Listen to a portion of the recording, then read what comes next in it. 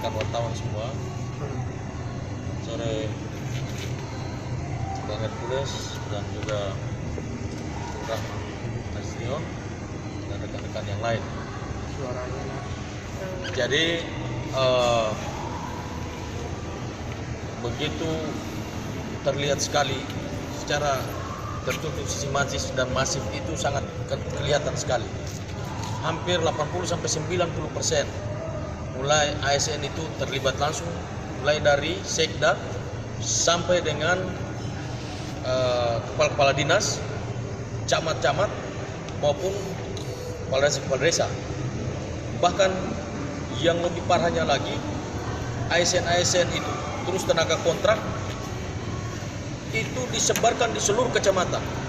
Yang harusnya mereka memilih di kabupaten, mereka pakai A5 untuk disebarkan di kecamatan untuk memilih di setiap kecamatan. Jadi misalnya si A berasal dari kecamatan Babar, ASN itu dikirim ke Babar sana dengan menggunakan A5. Babar itu kecamatan Pulau Babar. Ada Babar Barat, ada Babar Timur. Misalnya kecamatan Leti dikirim ke kecamatan Leti, kecamatan Kisar dikirim ke kecamatan Kisar. Jadi itu terlihat sekali.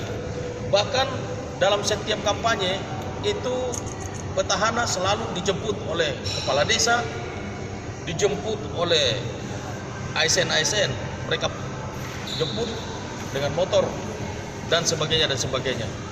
Mainnya itu terang-terangan sekali. Kami punya bukti-bukti semua. Sehingga seringkali juga kami melapor. Misalnya kita lapor di Bawaslu Kabupaten.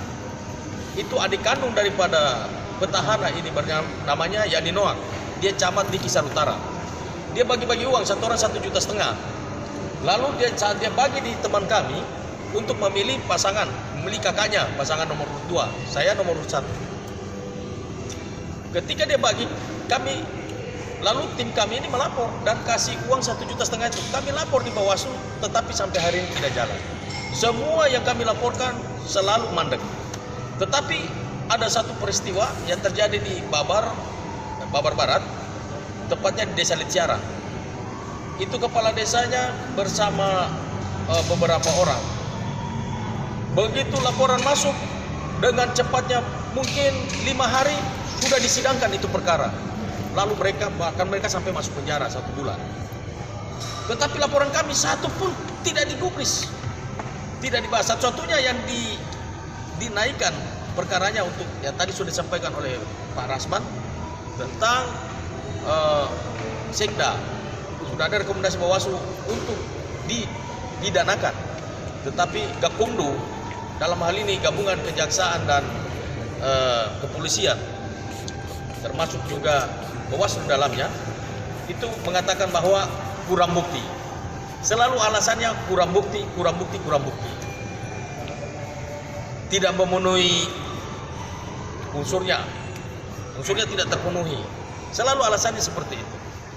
Akhirnya ada satu saksi yang saya bawa langsung dari Babar Timur, saya bawa langsung ke Jakarta. Lalu kami melapor di Bawaslu. Lalu dari Bawaslu Pusat memberikan rekomendasi ke Bawaslu daerah. Kemarin mereka dengan cepat bertanya kepada saya dan sebagainya, termasuk saksi ini. Itu terkait dengan money politik. Lalu ada ancaman dari tim suksesnya Benyamin Thomas Noak yang bernama Mos Mahuri. Dia ancam bahwa karena ini yang saksi yang saya bawa ini, dia tahu, dia diancam karena istrinya itu tenaga kontrak. Akhirnya dia diancam bahwa hati-hati istri kamu nanti terancam diberhentikan dari tenaga kontrak, pegawai kontrak. Lalu kemudian dia mengatakan bahwa tolong hapus itu semua rekaman-rekaman video yang terima uang itu, tolong dihapus. Karena dia merekam itu, terima uang itu, tolong dihapus. Karena Benyamin Thomas Noak ini siap bayar berapapun asal dia mau hapus. Benyamin Thomas Noak ini yang petahana ini siap bayar berapapun.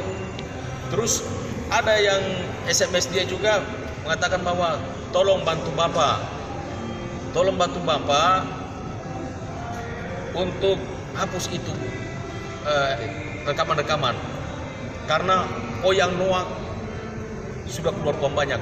Oyang Noak ini panggilan dari Benyamin Thomas Noak, panggilan hari-harinya. Itu SMS-nya ada semua. Kami punya bukti-bukti semuanya yang tadi sudah diuraikan Bang Rasman itu. Kami punya bukti-bukti semua.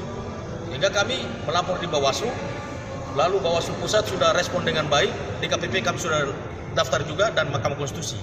Kalau dulu Mahkamah Konstitusi hanya menyidangkan soal angka-angka, tetapi undang-undang Mahkamah Konstitusi yang baru, Mahkamah Konstitusi bisa juga menerima perkara sengketa TSM. Jika itu terbukti, maka peluang untuk diskualifikasi itu bisa terjadi, sangat besar sekali.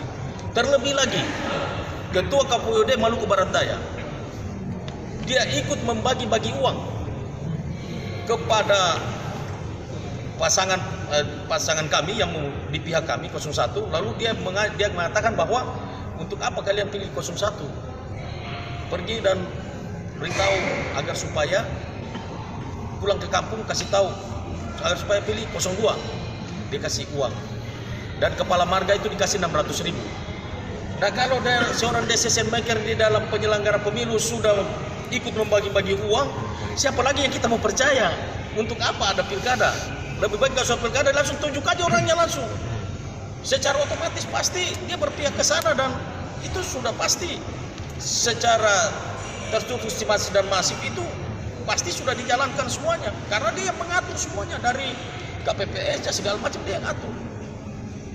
Jadi terlihat sekali mereka bermain secara terang-terangan, baik money politiknya, bahkan membagi sembako COVID itu dibagi oleh Kepala Dinas Perindustrian dan Perdagangan di tengah-tengah masa tenang, tanggal 6 Desember. Itu kan masa tenang. Bupati ini begitu dia selesai cuti, langsung dia kan sebagai seorang bupati, mestinya dia melarang, tapi dia mengizinkan. Dia mengizinkan untuk Kepala Dinas Perindustrian dan Perdagangan ini memakai pihak ketiga bernama Martin Niru. Mereka bagi-bagikan sembakonya, lalu diketangkaplah itu sembako-sembako semuanya. Kemudian Kepala Dinas Perindak ini dia lempar itu semua daftar-daftar itu, dia lari. Terus begitu dikejar oleh wartawan, mau dihubungi lagi sudah tidak bisa ditemui. Kepala Dinas Perhubungan juga sama. Dia mengintimidasi orang, dia mengancam orang, kalau tidak pilih 02 maka akan diberhentikan, akan dipecat, akan dipindahkan. Camat, sekcam semuanya merata. Termasuk juga di dalamnya Sekda. Sekda punya rekaman suara semuanya, lengkap semuanya, makanya kan direkomendasi untuk dipidanakan. Dia mengajak, dia bahkan ikut turun ke tempat-tempat, dia ke kecamatan-kecamatan, dia bermain secara terbuka.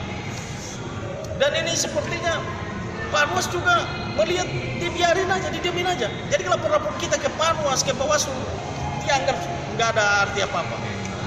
Tetapi kalau kesalahan dari kita sedikit saja, wah itu sudah dibesar-besarkan. Nah, makanya itu dalam dalam kampanye juga. Kalau kami kampanye itu sampai ribuan orang, bahkan saya dengan Bang Hercules waktu turun dengan wakil saya, kebetulan wakil saya itu adik kandungnya wakil gubernur Maluku sekarang. Jadi waktu kami datang itu dijemput ribuan orang. Kampanye juga manusia ribuan dan bahkan ratusan. Nah, lawan kami lihat ini biasa-biasa aja. Nggak ada euforia seperti orang mau jemput itu. Di sana itu ada 3 dapil. Dapil 1, dapil 2, dapil 3.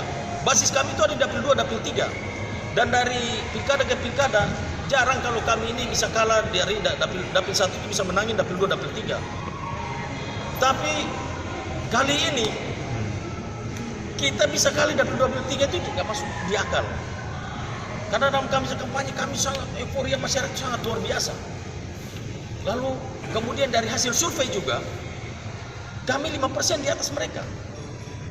31 Oktober itu dirilis hasil survei kami 5% di atas mereka.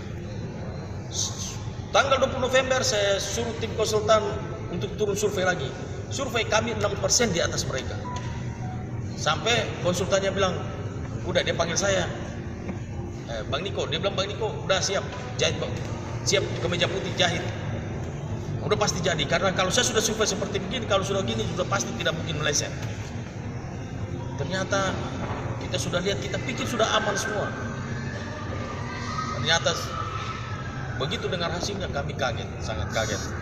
Bahkan ini saksi kami lagi datang ini, satu orang itu bisa nyoblos 90 kali nyoblos. Satu orang bisa nyoblos 90 kali. Ada yang nyoblos 2 kali, ada yang juga yang nyoblos 5 kali. Jadi TSM-nya itu sangat terlihat sekali. ASN bermain, kepala-kepala desa bermainnya sangat luar biasa. Begitu dia menang, ASN itu keluar loncat-loncat, kepala desa malah pawai-pawai begitu, keluar langsung ikut pawai, pimpin pawai. Nah ini kan sebetulnya tadi sudah sampaikan sama Bung Rasman tadi bahwa ini demokrasi di Indonesia ini mau dibawa kemana kalau semua orang modelnya seperti begini. Ini rusak total. Yang terstruktur tadi sistematis itu yang sudah diatur sedemikian rupa sampai termasuk masifnya itu yang gerilya bagi-bagi uang segala macam itu terlihat jelas sekali, mainnya terang-terangan. Nah sangat disayangkan mestinya Bawaslu termasuk KPU ini kan kita tidak minta untuk mereka harus berpihak kepada siapa, tapi cukup netral saja. Sehingga kita memilih ini kan kita memilih kepala daerah yang bersih agar bisa membangun dengan baik, memperbaiki daerah dengan benar. Tapi kalau sudah modelnya seperti begini, nanti akhirnya jadi politik balas jasa jadinya. Saya kira itu penjelasan singkat dari saya.